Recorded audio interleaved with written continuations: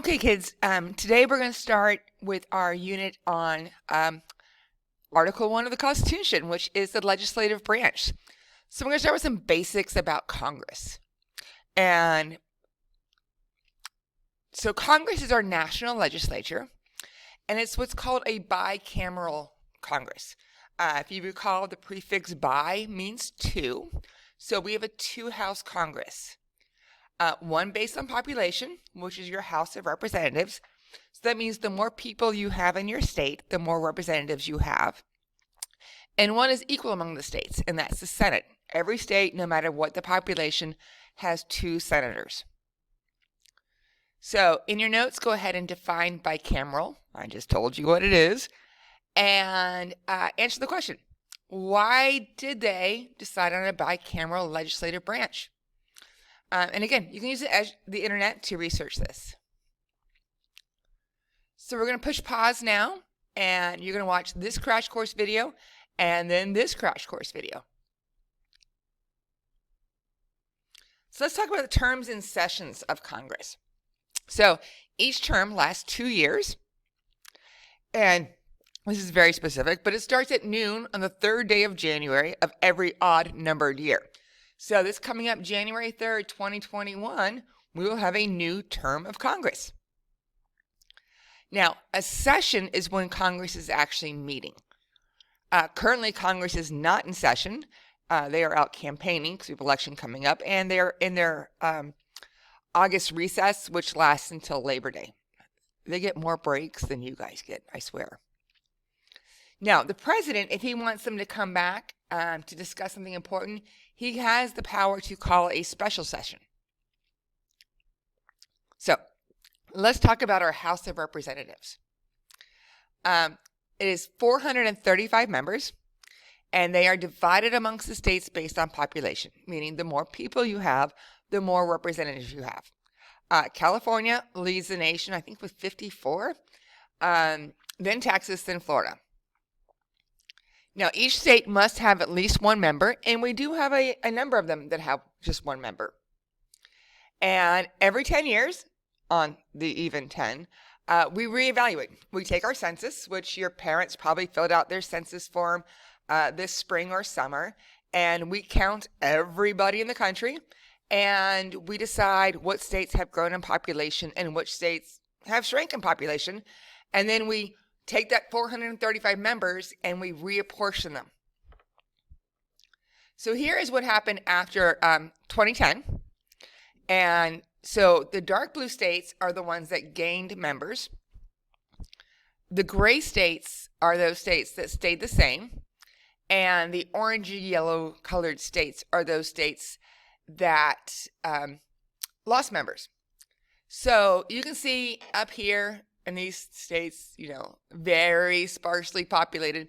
They have one member. Vermont has one. Delaware has one. Alaska has one. Those are very, very sparsely populated states. But everything's Rhode Island would only have one. Rhode Island is a tiny, tiny state land-wise, but it's very densely populated.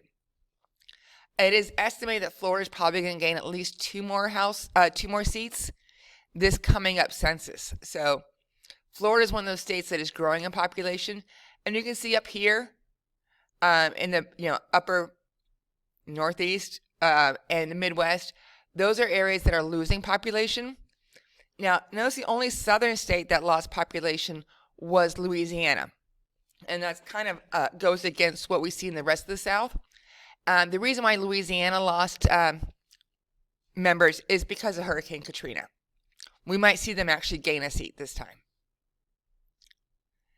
So, congressional elections happen on the same day in every state.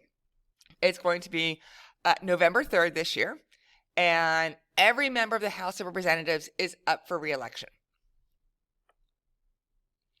Now, sometimes it happens in what's called off years, and those are years when we don't have a presidential election. We only have a presidential election every 4 years, but we have congressional elections every 2 years. Now, each member of the House represents a district. And these are called single member districts. Each district has one person in it. Now, what sometimes states do is something called gerrymandering. Sometimes it's called gerrymandering, but I don't think that's right. I do gerrymandering. And this is when people of the ruling party draw districts to benefit their party. So go ahead and push pause on this video and click on this link and watch the video on gerrymandering. This is what the state of Florida looks like as far as our districts go. Each little colored area represents a district. And we are here in the 8th Congressional District. And each district represents essentially the same number of people. So as you can see up here with this gigantic district, well, that's because nobody lives there. And down here in the Miami area, we have teeny tiny little districts because there are tons of people there. And so this is what our Florida districts look like. Now, to be a member of the House, you must be at least 25 years old. You must have been a citizen for at least 7 years. You don't have to have been born a citizen. You can become a citizen and still be a member of the House. You must live in the state, and you must live in the district that you're going to represent. So let's cross over to the other side of the Capitol building and talk about the Senate. The Senate has 2 members from each state, so that means we have 100 members of the Senate. And they are elected on a statewide vote. With the House, only your district votes for your member. But when it comes to the Senate, the entire state votes for the senators. And they serve for 6 years.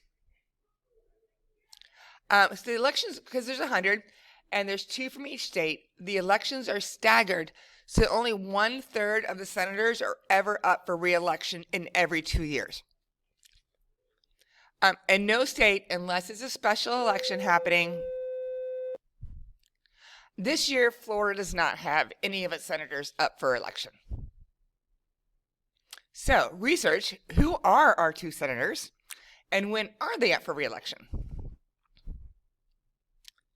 Now, to be a senator, you have to be 30 years of age and have been a citizen for 9 years. Again, you don't have to have been born as a citizen to be a member of the Senate.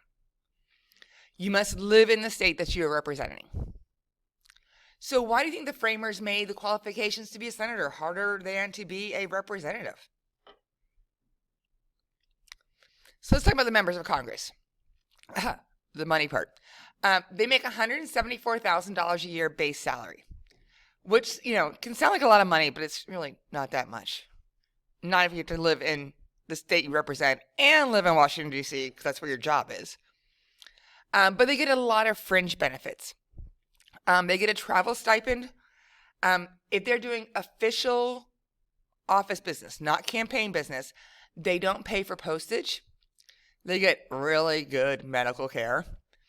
They have a retirement package. Now, oftentimes you'll see a meme or something that says like they get retirement for life. They don't. It is based on how many years they've served.